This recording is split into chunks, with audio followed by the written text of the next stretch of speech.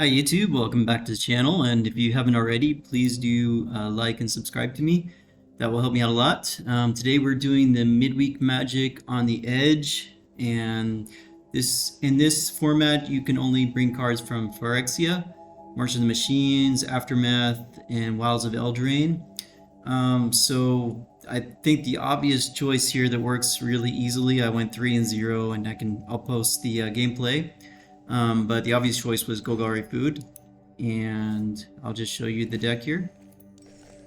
This is the deck you should have. You may not have all these cards, but don't worry, there are some easy substitutes.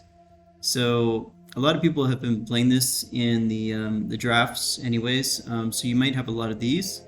So anyways, you do want to go with the Ginger Brutes. That will actually help you sneak past them. Plus you got a lot of creatures in this deck that are kind of buffing the Ginger Brute. So this deck is not just only food, I would say it's food plus counters. That's why it works. Okay, so you have the Evolving Adaptives here, which get +1/+1. Those are basically counter creatures.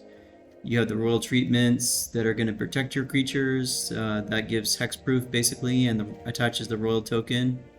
We're going with 3 Candy Grapples. We'll have more than enough food to take advantage of the bargain feature there, so no big deal. Mosswood Dread Knight is going to give us that card draw, and also he's just a good body to have out there. And if he dies, he comes right back, so it makes sense. Tough Cookie is good for kind of later in the game where we have enough mana to get those cookie tokens activated.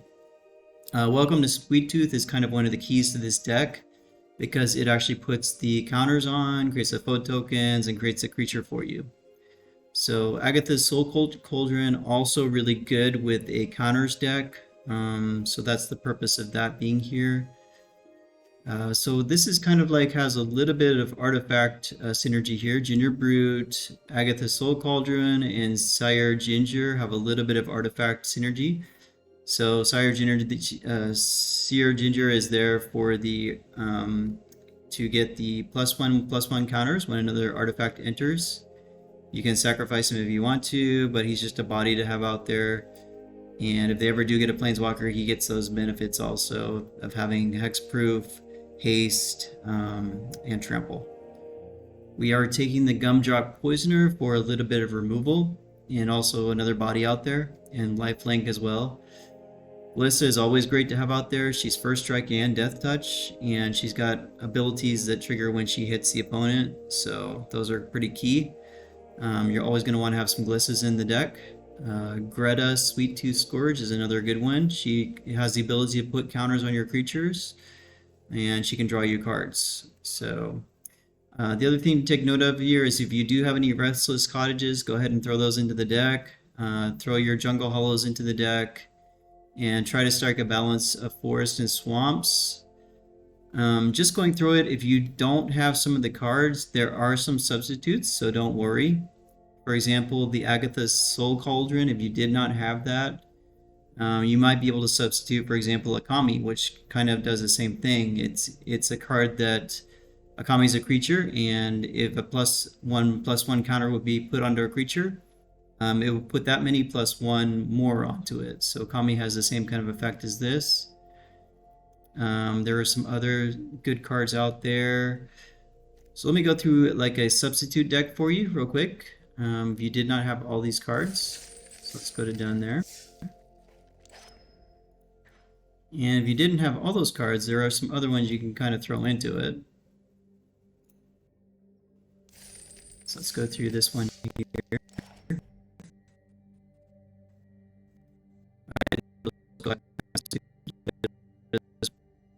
Well, I think the subs worked out really well.